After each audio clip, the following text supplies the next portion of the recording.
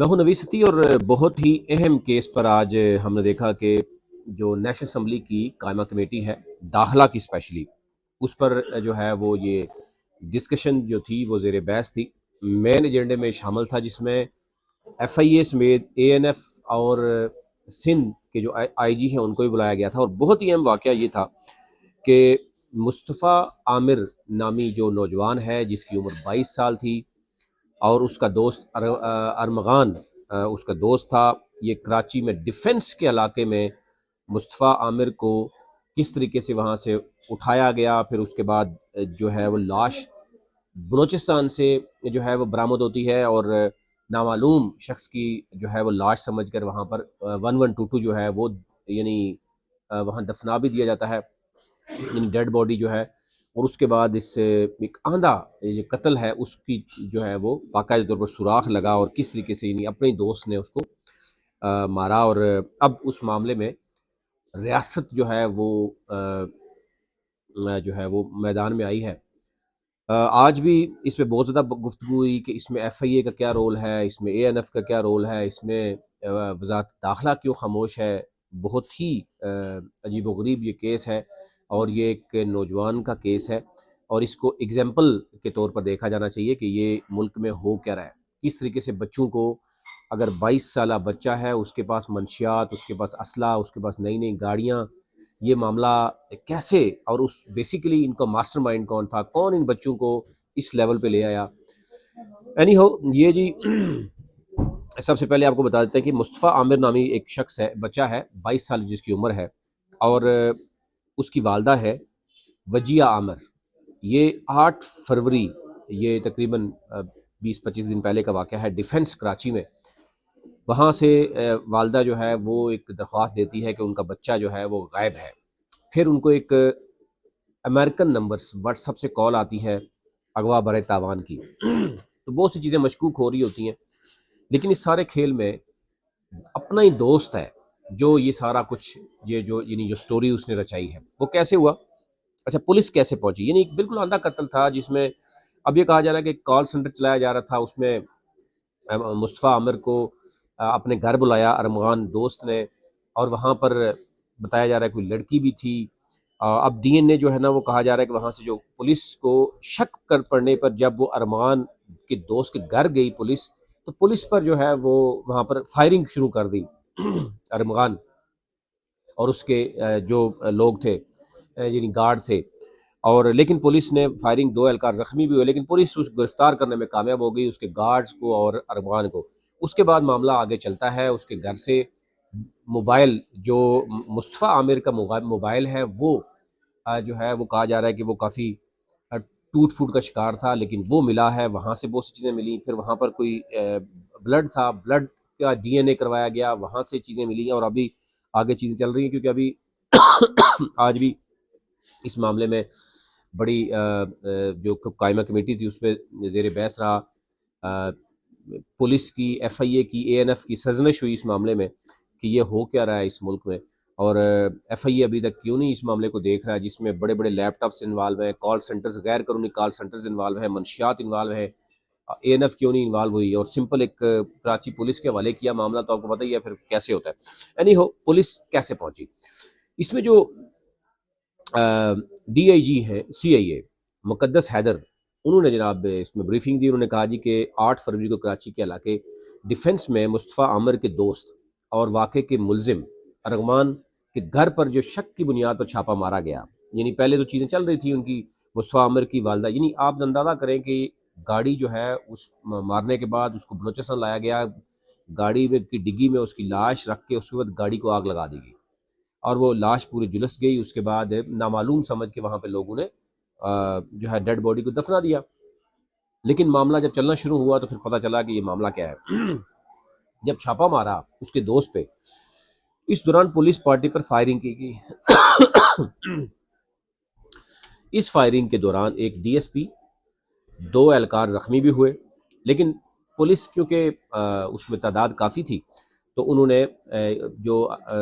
ارمغان تھا اس کے جو گارڈ تھے اور جو ارمغان اس کو حراست میں لینے میں کامیاب ہو گئی.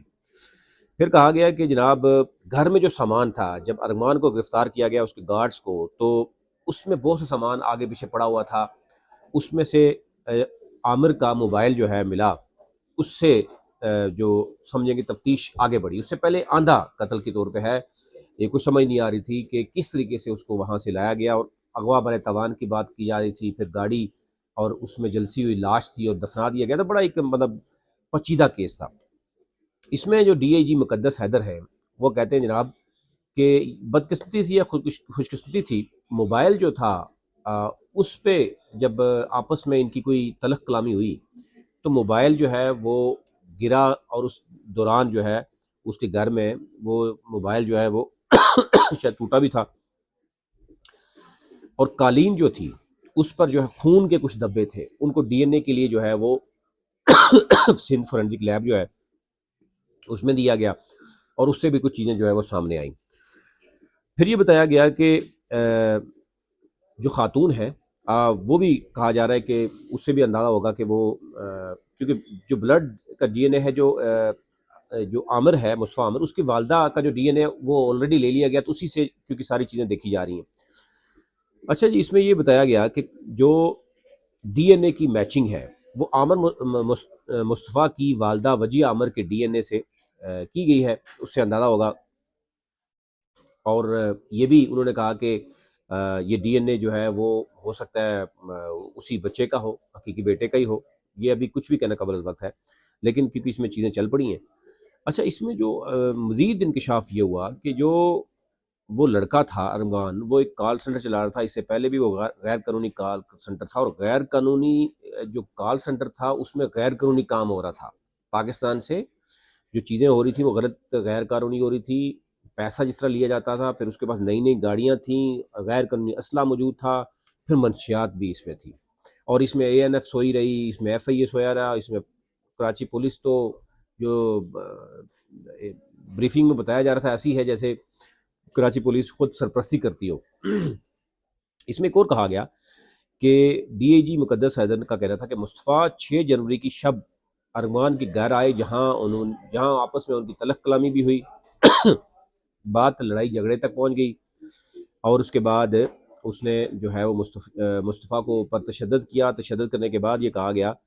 کہ انہیں اس کی گاڑی کی ڈگی میں ڈال کر بلوچستان کے علاقے ہب میں کوئی دریجی تھانہ ہے اس کے قریب لے گئے، جہاں گاڑی سمیت اس نوجوان کو آگ لگا دی۔ اچھا، اس کے بعد یعنی اس واقعے میں بتایا جا رہا ہے کہ جو مزید گرفتار ہے شیراز، اس کی بیان کی تصدیق کے ارغمان کے 2 ملازمین کو بھی اٹھا لیا گیا، تو اس سے اندازہ ہوا کہ مزید جو ہے وہ یعنی پورا ایک گینگ ہے۔ اور پولیس جب یعنی گاڑی کو ہب جانے کے لیے راستے کی سی سی ٹی وی فوٹیج حاصل کی تو اس میں گاڑی کی شناخت بھی ہو گئی، ساری چیزیں مطلب کلیئر ہو گئی کہ یہ کس طریقے سے ہوا۔ اور ایک نامعلوم جو گاڑی جلنے کی ایف آئی آر بھی پہلے سے درج تھی،